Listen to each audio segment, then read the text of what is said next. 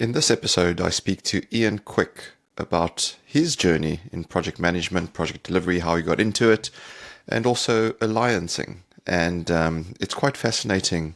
You might think we start talking about the contracting mechanisms of alliancing, but you'll be pleasantly surprised on all the various people skills and aspects we go down. So I'm not going to spoil this one too much, folks, but Ian has a fascinating journey, having delivered amazingly large projects, large-scale projects, and he gives us his advice, his hints, his tips, his experiences of delivering projects successfully in an alliance. So as we say, keep listening, keep liking, and keep paying it forward.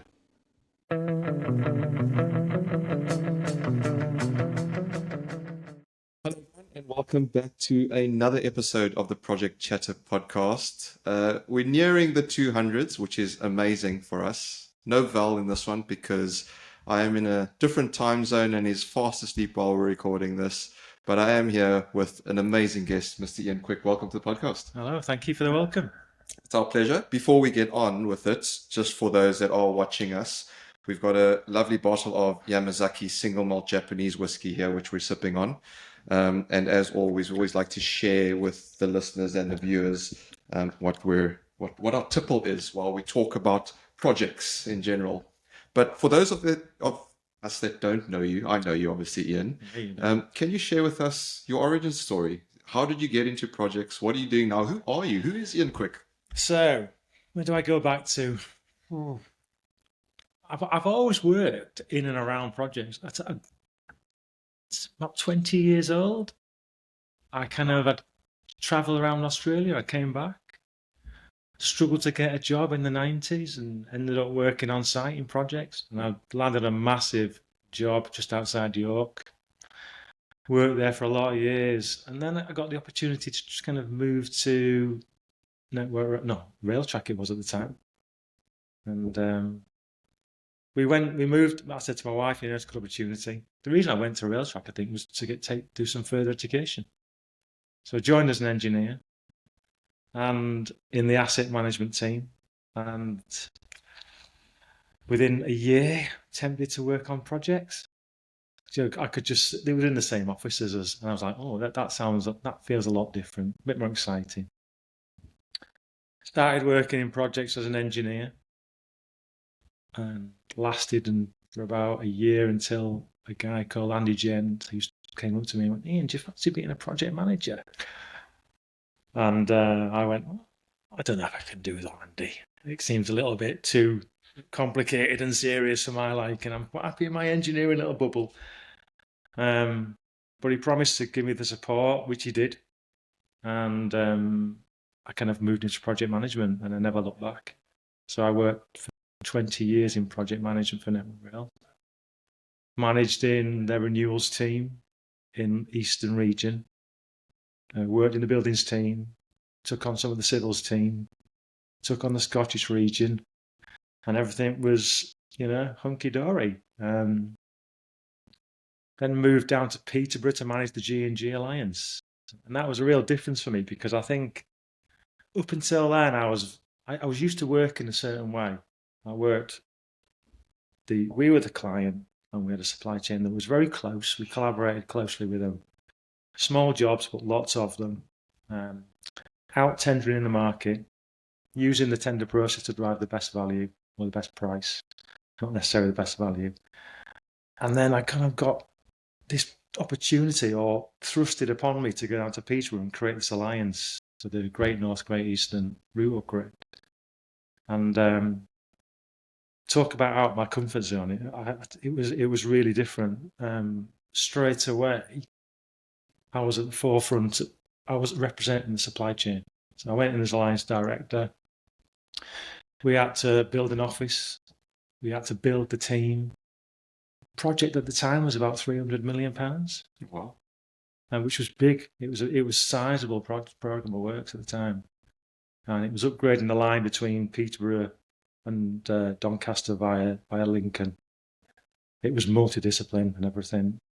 And I remember thinking, God, this is the sharp end. This is not hiding in a client organisation. This is there was accountability stopped with me. So we had some great support at the time, building an alliance building program. We had some great partners as well, and I have to say we kind of gelled as a team. I've probably made some of the best friends, lasting friendships on that job too. People I've worked there with that have lasted since then. And I almost went from this person who I wasn't really into alliancing. Was it a buzzword? Did it really deliver everything that what people kind of talked about to a real convert? I think I saw the way people came together.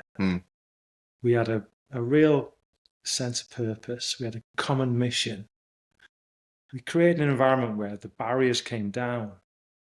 We all knew what the task was. We all knew what we needed to do. We went after every bit of waste we could kind of see and removed it. And it kind of transformed me in a way. And from that, I kind of moved out of that role after 2 or 3 years, and the kind of alliance went on and to a further stage. But it left a real kind of a lasting mark on me. It was definitely how I wanted to work in the future. Yeah. It was people talk about collaboration, and I think sometimes it's a bit of kind of buzzword, but it was tough because there was no kind of instruction. Well, I'm the client, you're the supplier. That's not my problem. That's your problem. Yes. All problems were our problems, and you had to work together to try and solve them. So from collective kind of problem solving, it was an excellent environment, and there was no kind of positioning. Everyone knew what needed to be done. So that was my kind of initial kind of into alliancing. Wow. It's a fascinating journey, and if I recap for my benefit, I think first off, if Val was on the podcast, you go, so we have Australia to thank for Ian for you getting into where you are today.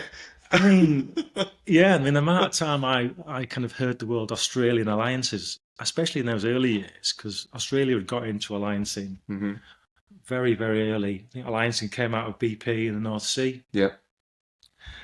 And went to Australia, they kind of really grabbed it, and that's how they wanted to work. And there was you can see. I mean, it's a tough environment, and I think the Australian kind of culture, because they're quite challenging, really plays into working like that. They challenge each other. They really drive the right decisions by going, actually, that's not quite right. We can do it a better way, or we need to change that. But isn't that a key point though? Because a lot of people listening to this will think alliancing, JVs, partnerships, collaboration. But I think from my perspective, one of the key things is behaviors and culture. And a lot of people that listen to the podcast will know I'm South African. I'm fairly direct. Being in the UK, I've had to, tailor the way I talk and my communication style. And there's a certain element. I was chatting to one of my colleagues just last night in my first experiences coming to London, and how cold London can be in terms of people talking to each other. You go up further north where you're from, and everyone's friendly, right? Everyone's best mates. Well, it depends where you go. Yeah, it depends where you go. But specifically in projects, I find this in the UK a lot, where it does become quite commercially focused. Yeah, it does. And the behaviors around that, and I often wonder how much the contract determines the behaviors versus behaviors being part of something that an organization drives. Because for me, and you can correct me if I'm wrong, but I always like to start any relationship based on trust, and then the commercials, or the thing that's written down, the contract, is if something goes wrong, what did we agree on? Rather than going, actually, I'm only doing this because you told me to, this is what's written down. But I think listening to you have actually some really good experiences of alliancing where we've heard some not so, or we've all, a lot of us have been part of setups that haven't been as collaborative as we hoped they'd be, or they set out to be, at least. Not every alliance kind of succeeds. I think if you go into Australia, you speak to some of the Australian people who've worked in alliances, they'll tell you that not all alliances are a success. Mm. Alliance is not a JV. A JV is a different. What is an alliance? For those that have never heard of So- alliancing, what is it? What is an alliance? So it's the bringing together a number of parties around a common goal with a common commercial model where everyone wins together or everyone loses together. Generally, the client is in that. They're an equal party. And they bring a certain capability in the supply chain. They bring their capabilities. And hopefully, in the whole, you've got everything you need to go and deliver the outputs that you're kind of contracted to do. It's a relationship-based contract. So it's not a punitive contract. So when it says is, if you're not going to go bust, for example, your liability is generally capped at your fee, although that's not great. Suppliers kind of lose their fee, but it's quite a soft contract in that way. So it's not like a JV or a fixed price lump sum. But and I think personally, whenever I worked in projects, the contract was always the last thing to come out the drawer. But equally, it didn't. The type of contract it should enable the kind of behaviours you want. Mm-hmm. So it's an enabler. Yeah, the contract's an enabler. Okay. And I think with alliancing, the whole concept that people come into alliance into these four parties. You all come in with an individual price for four parts of the work. When you get into an alliance, that gets joined as one price. So if I make some money on my contract, but you lose money on your contract, collectively we lose. Right. So I don't still win. So when it comes to integration of works, sharing of resources, sharing of best practice, promoting that best practice, it's encouraged because I know if you win, then I'll win. But if you lose, then we both lose. So there's no real incentive to hide things away. Mm-hmm. It promotes that open kind of culture that you need to kind of drive better outcomes. Why don't we see more of it? It's tough. And I think the interpretation of what good looks like differs. Okay. I think it takes a lot of investment. Yeah. I think a lot of the investment needs to come through that whole building the right culture. Yep. I'm a firm believer also the alliance needs to have a real challenge and a real edge. The price and the whole kind of target price and the risk that goes into the target price. It needs to drive a different mentality where business as usual will not deliver the benefit or the gain share. It should be on a knife edge between unaffordable and affordable. Okay. And it should drive different solutions. So when I was in Peterborough on the G&G Alliance, we had all sorts of technical problems. And every time we had a specific technical problem, the Alliance drove a different solution. We had cables in kind of underground cables we had to relocate. Solutions came out because there was no longer someone to pass that problem on to. Yeah. There was no variation for a change order to be raised. There was no more money. So the solution or the problem sat with the Alliance. So the Alliance had to come together and look at, so how do we get over this? What's the outcome we want?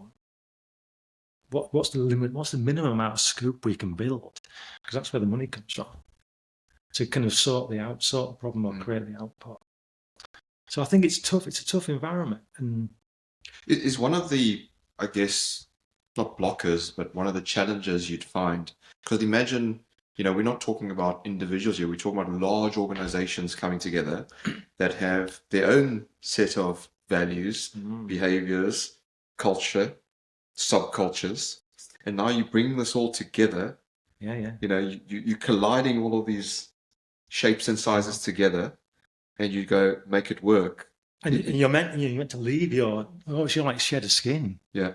So you're meant to shed the skin of your old business and you have to come into an alliance organisation to create that new culture. But it's difficult because some people have worked a certain way. Yeah. And all because they're not super alliancing doesn't mean they've not got a place to play in an organisation or delivering projects because there's different models. But you want people who are, prepared to be vulnerable, and be open. So if you've got a problem, What is the problem? Let's share it early. Let's see if we can do something about it. You want people who don't mind challenging the norm, who don't mind a bit of conflicting views. I don't mean confrontation, but conflicting views. There's an old saying in alliancing where conflict is essential, but confrontation is optional. Okay. So it's about thinking about, so if you've got a view on how to do something, Yep. I might have a different view about how best to do that. It's not teasing that out, because that's how we drive innovation in whether we add working practices or solutions. We've all been in projects probably where it's not really suited people to do things differently, unfortunately. One of the things I think we've said before on this podcast, we've banned sort of strong opinions loosely held, where, yeah, I might have a strong opinion and I'm passionate about it, but if you can convince me otherwise, I'm happy to listen to it. And I think a large part of that, and I don't know, we're probably getting into human psychology here a little bit, but it stems a lot from, I guess, upbringing, the culture, the society that you experience, your window of the world. Also, I guess, your personality type, your emotional state. There's all these various factors. We're complex, humans are complex. And then you bring all of that together to formulate, this massive ocean of various people. And you go, what's going to happen? And it's almost a recipe for disaster. You go, make it a success. And I think, and I think when you come in to create a team that's going to lead an alliance, you've got to do a little bit of science. So you've got to understand what the different personality types. So if you had a leadership team, if you're leading an alliance, right? What types of people would you have, and which roles would they be? And I know it's not perfect, but those listening to us going, okay, guys, you've talked about, high level now. Let's get down to sort of the nuts and bolts. What hints and tips could you give someone either working in an alliance or looking to perhaps set one up? I think the only kind of hints and tips are you need the diverse thinking. There's no good having a leadership team full of people with a lot of directorship kind of energy, wants to real red energy about saying do this, do this, do this, do this. You need a balance where you need people who are good at detail. You need people who have got more of a kind of a sense of the softer things. Yep. You do need to be driven by leadership, but sometimes it's people can lead different ways. You need a degree of entrepreneurship and people who can create solutions, a bit more creative. So there's not a kind of set template that says, right, you need some red energy at the top and some blue energy in your program controls kind of world. And your engineers are all about detail, so we need to make sure we've got some detail. It's about the blend. It's about making sure that how you bring people together, that you've not got too much of one type of person or personality. Do you have any real life examples that you can share where you've had a problem and that blend of diversity actually really paid dividends?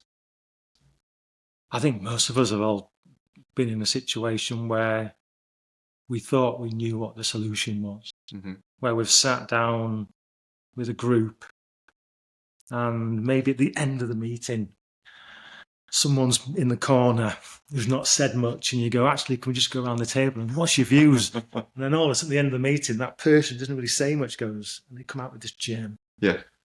And that's happened a lot. And that's what you're looking for, isn't it? It's that person who's thinking about it, but not quite confident enough. Yes. But has the idea, it's bringing it out of them. So one thing that springs to mind when you talk like that was, so we've had Adam Robinson on the podcast before, and he was leading, I think he was project director at the time for the Boston Barrier for the Environment Agency. And they were looking at where to put the office for the floodgate. And they were, how do we put it where, if it does flood and, it won't, damage all the equipment and everything like that. And a graduate engineer said, why don't you just put it on the first floor? And none of the experienced people had thought of that, but the grad said, no, great idea.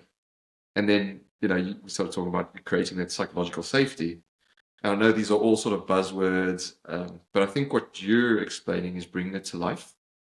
Because, as you said, we've heard about collaboration, psychological safety, diversity. We've heard about these things for a good few years now, but yet we still haven't got it right. And collaboration's not a magic wand, is it?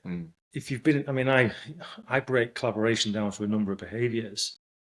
So there's the whole kind of sharing of information. For extroverts, we can be too dominant in sharing information, and introverts maybe don't want to share that much. So key collaboration behavior is like bring it in. Dale, tell me what your thoughts are. Things like, well, that's a great idea. Tell us a bit more. So seeking information, building on someone's idea. Because you're around the table, if you're in a group or you're in a forum, and you're trying to come up with some ideas. If you're, we're very hierarchical. So if you're not the kind of the leader, it's not, if you look at some traditional senses where the leader comes out with all the best ideas, then that's not really truly kind of collaborative space. You need to create a place where everyone feels equal and share their ideas. And whose job is this to create that? Is it the leader? Yeah, or is definitely. it everyone? Or? I think the leader sets the tone. Yep.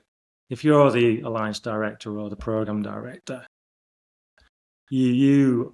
everyone, there's an old saying that says that the best behavior that you'll see in your team is the worst behavior that you kind of display. Wow. So your lowest behavior is the best one that you will see in your team, in your organization. So you are absolutely, every single time you say something, every single time your body language betrays you, yes. you roll your eyes and you kind of, distracted. That paints a picture of the culture that you will expect. So you have to be very aware of what is the message you're conveying when people are watching you. What are they saying about you when you're not there? Yeah. And how do you listen? Are you inquisitive? Oh, so tell me more about that. I like that. Explain a bit more to me, man. Let's build on it. So once you understand how you break down some of the collaborative behaviors, as a leader, you can use them to engage the wider team.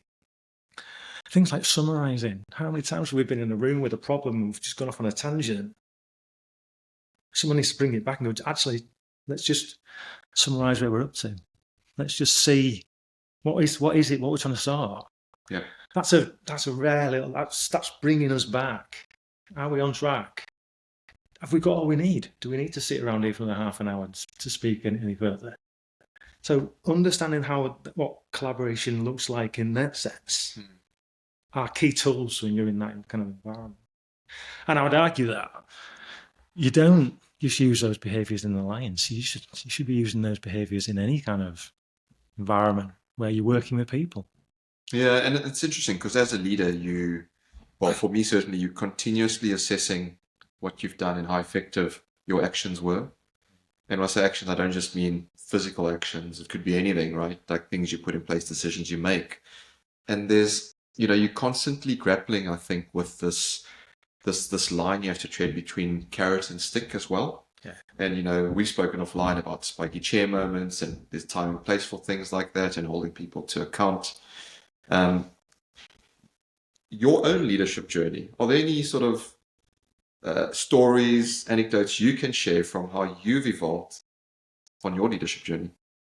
I think very early in my kind of leadership journey, I was lucky enough to be get a coach and a guy I still keep in touch with. And they were probably the most challenging conversations I had each kind of initially, maybe every kind of couple of months.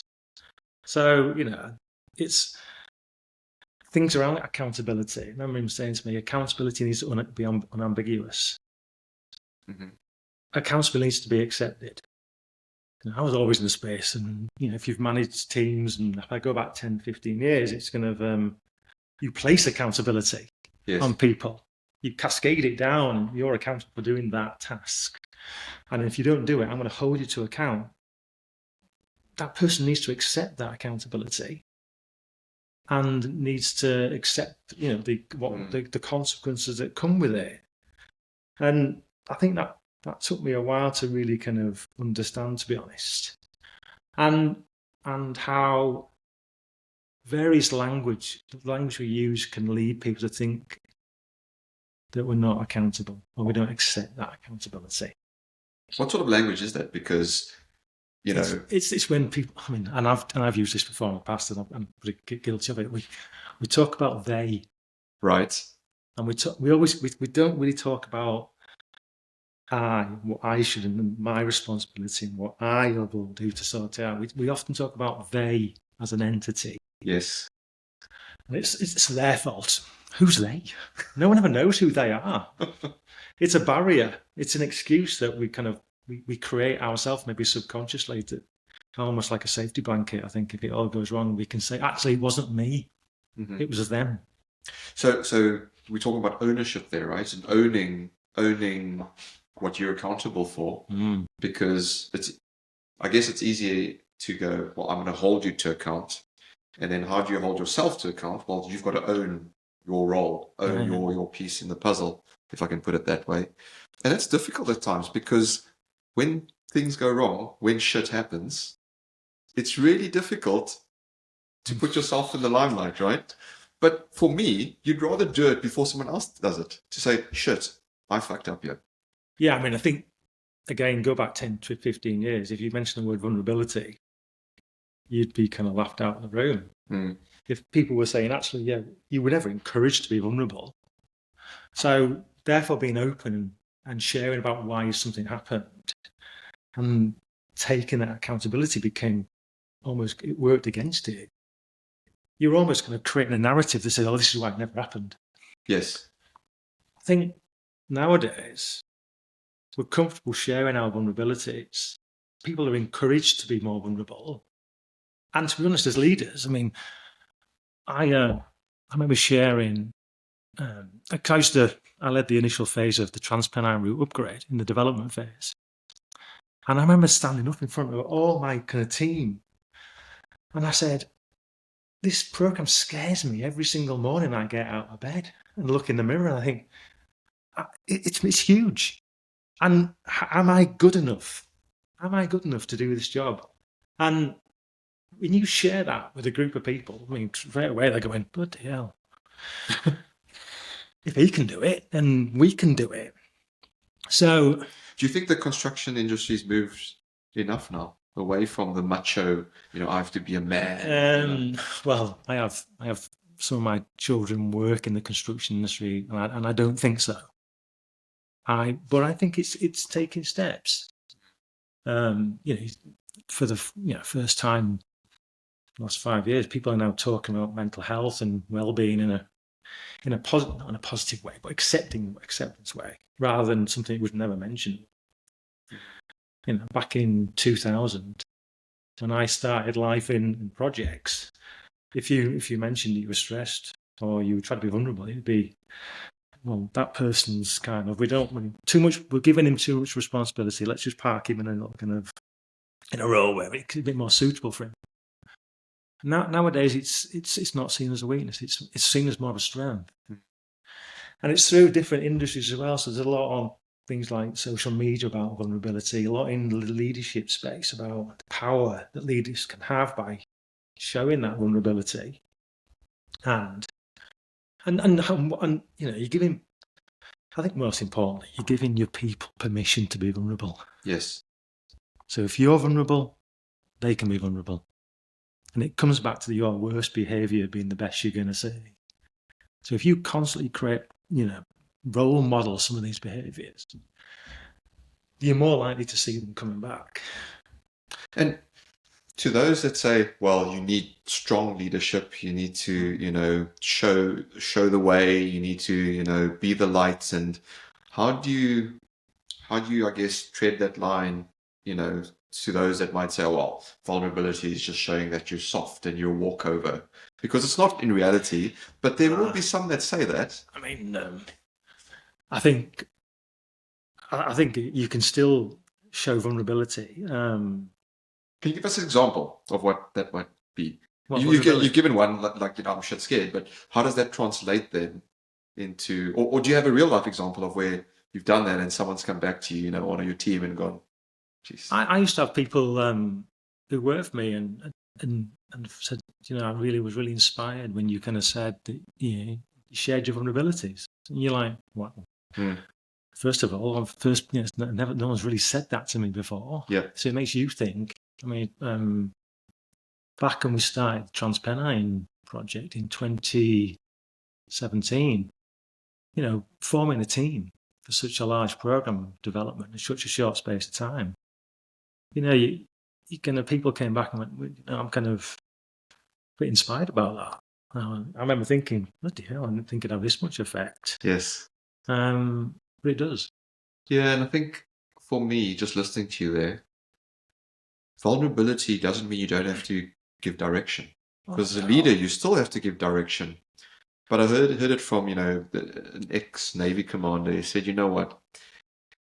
When you're on a boat, it's better to go the wrong direction than no direction, because otherwise you're a sitting duck and you make no progress. And you learn something from going the wrong direction, but accepting that if you do go in the wrong direction, that's vulnerability.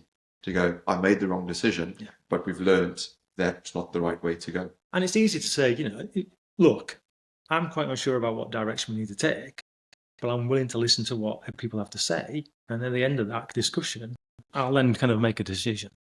Once you've given me the information, I'll be happy to make that decision. So I don't think it stops you giving clear direction as a leader.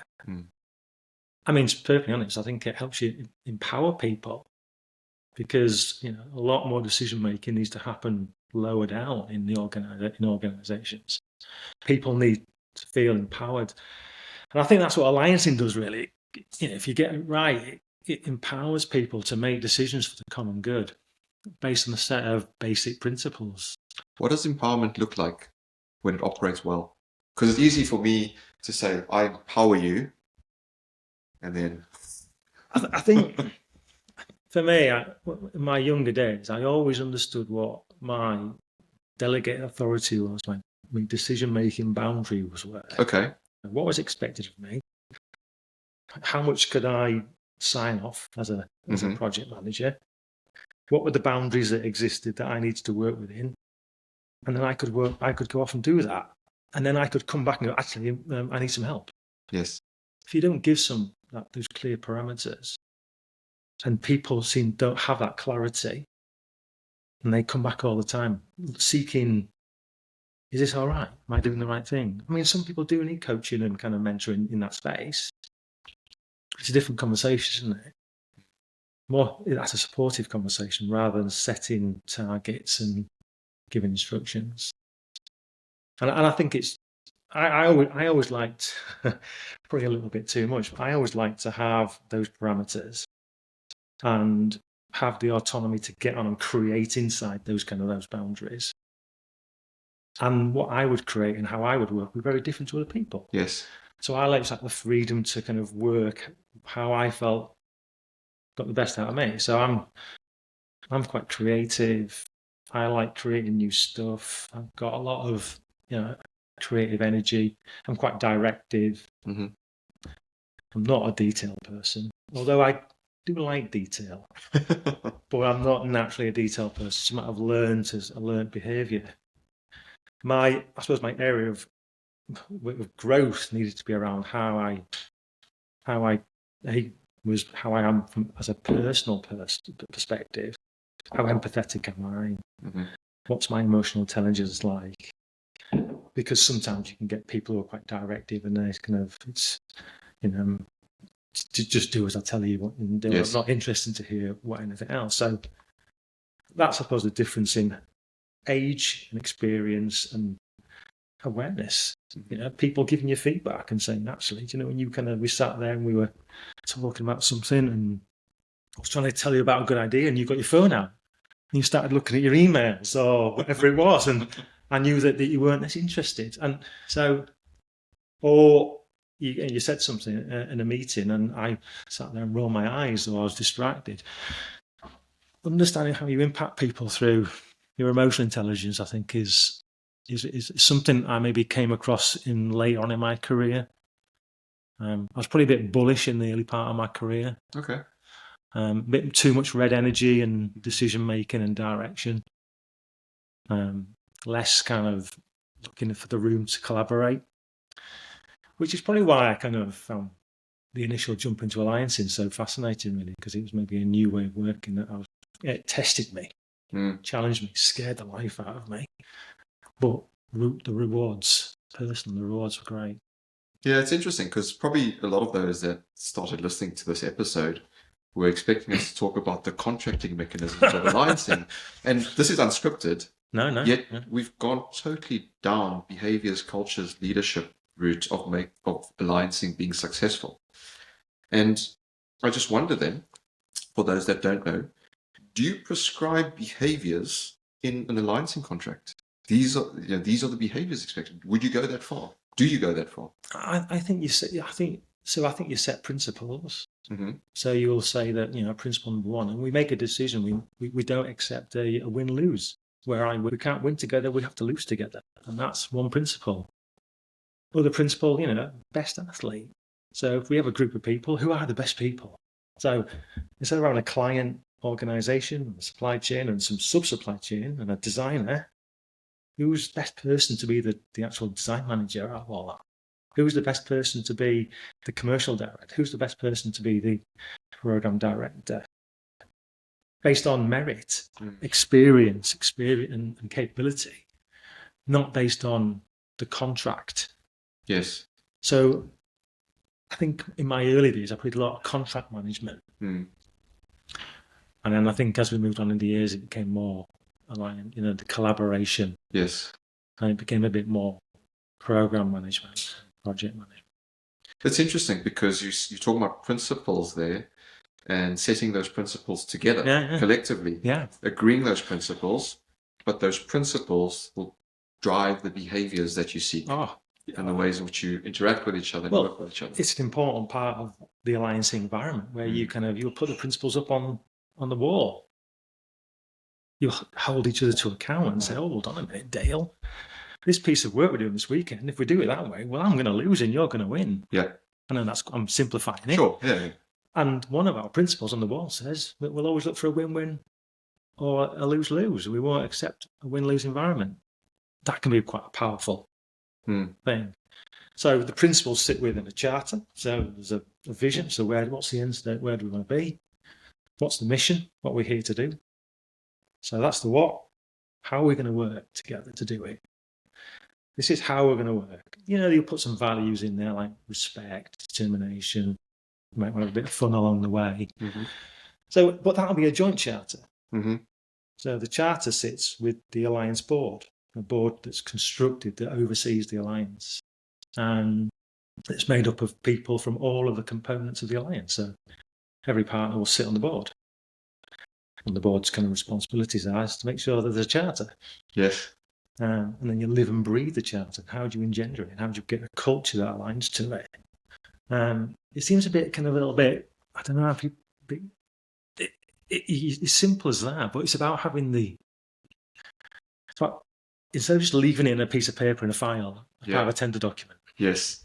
It's about living it. It's about making sure you're using it every single day in your live environments. Making sure people live up to it, holding people to account who don't live up to it, including yourself. Yeah, and be willing to be held to account based on your own behaviours and actions. So it's an amazingly powerful document, and if you get the environment right, then it can be a real leveler for kind of decision making, and to create that level playing field between what was maybe a quite hierarchical structure, almost. Yeah, and it's fascinating because holding each other to account, and you say making sure that people live up. It's not just written, but that's actually enacted upon, and it's reflected in the way you interact with each other. Practically, is that something that the board would then oversee, monitor, control, govern? Is it purely a fact that they've agreed it, therefore they would behave in that way, and everyone else would behave in that way as well, because the lowest common denominator is your worst self as a leader? I mean, the board held to account behaviours in that environment against the same kind of principles. But I mean, the board's kind of role in an alliance is generally to provide the best people. Set the behavioural kind of criteria with the charter. Set the mission. Provide their best people. That's their kind of role. There's a bit of governance that sits outside that about commercial position, experience, and all that kind of stuff. But it's about bringing their capabilities and organisation to the table. Saying, okay, here's my best people. Yes. Mold to deal with the kind of challenge. The challenge is, there's the mission in black and white. We've all agreed that's the mission. Commercially, it's a collective commercial arrangement anyway. So it doesn't really. They're not going to win individually. It's win together or lose together. Yes. And then, how are they managing the risk? Making sure the alliance leadership team are looking at gain opportunities. So how do we real drive gain share and opportunities and just different ways of working? We strip out waste. I mean, using techniques like lean. Yes. Direct observation, measurement of kind of how are we working. And actually, when we went out to site, we had 3 people just watching. Why were they there? Well, they were the principal contractor. But if we could work that out in some different way, we can maybe reduce that 3 to 1. And so it's looking at all of that, never leaving a stone unturned. Yeah, no, it's fascinating. And I mean, we could probably sit and chat here for, hours on this topic, because there's loads of things, Ian. I know you're a little bit stuck for time as well. Is there anything particularly you want to cover off before we get towards the end of the pod? Sure. Put me on the spot there. Well, maybe we can get you back for another follow-up episode. Maybe, yeah, that'd be good. I think, it's a subject that's not easily crammed into half an hour. I must admit, it's a subject that's quite fiercely debated, and I think, having created alliances, I know there are people who just don't like them out there. And I think it comes down to that personality. What kind of personality are you? And have you? Not everyone fits into that mold. Yep. I think there's a hell of a lot of kind of collaborative teams and arrangements that don't work. It becomes a glorified, maybe hub and spoke, or a traditional contracting kind of relationship. All I will say is that every single person I've worked with, when they've worked on a successful alliance, lives and breathes the benefits that model can bring. It's almost like they've seen utopia. Yeah. They've experienced it. And they're always searching to reference and recreate that later in their careers on different jobs. And I've seen lots of people I've worked with in my alliance leadership teams. I've worked with some fantastic people. Quite frankly, it wouldn't have worked without them. Yeah. And some of the most enjoyable times in my career have been spent in those environments. And I think I go back and I look back fondly. I suppose ultimately a project program director, when I finished my career, I don't really remember the projects delivered. I do remember projects, but I look back fondly on the teams I created and the culture we created at certain points. And most of those teams and cultures have been created around those alliance and collaborative arrangements.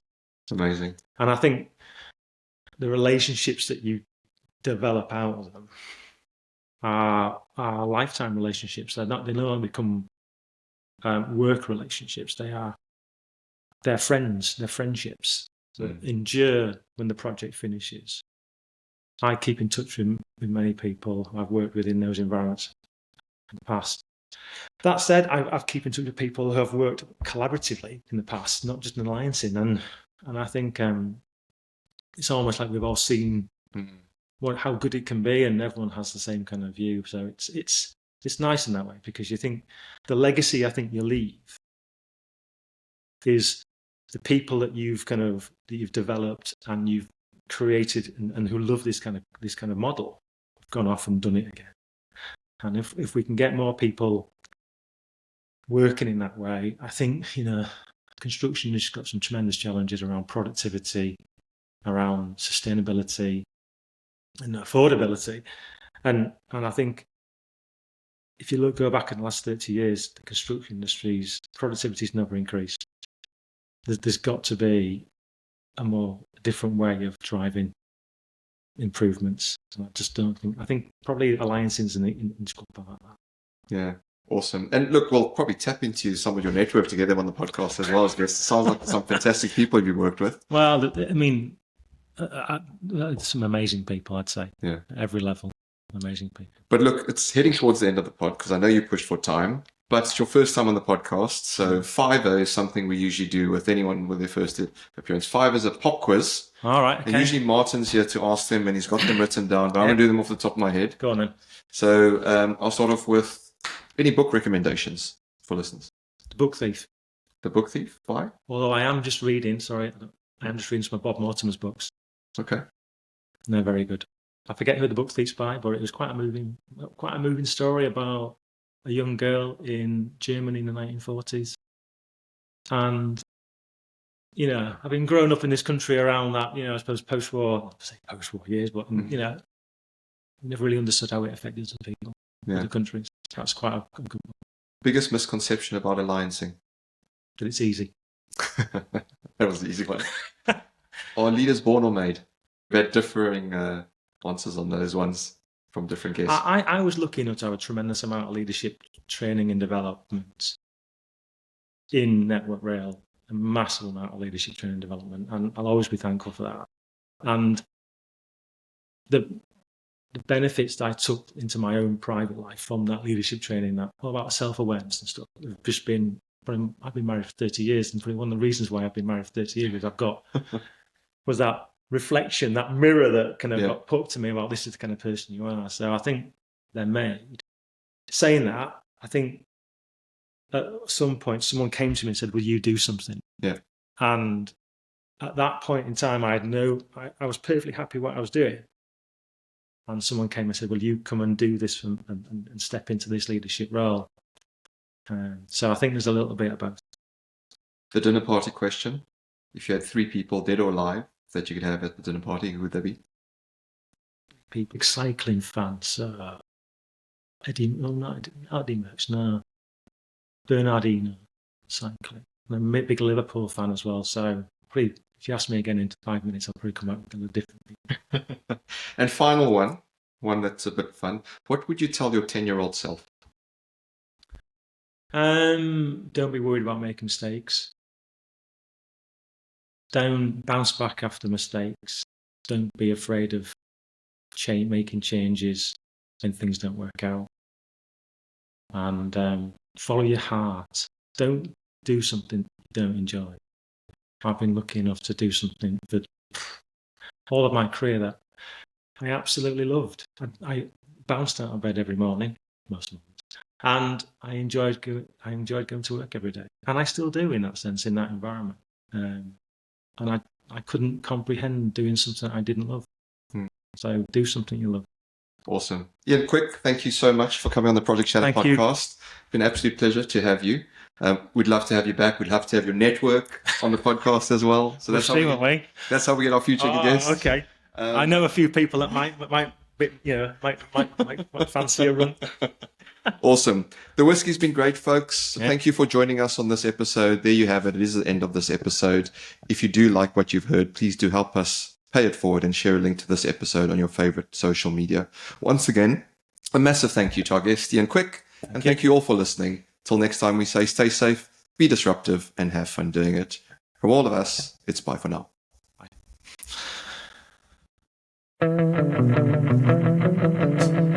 Bye.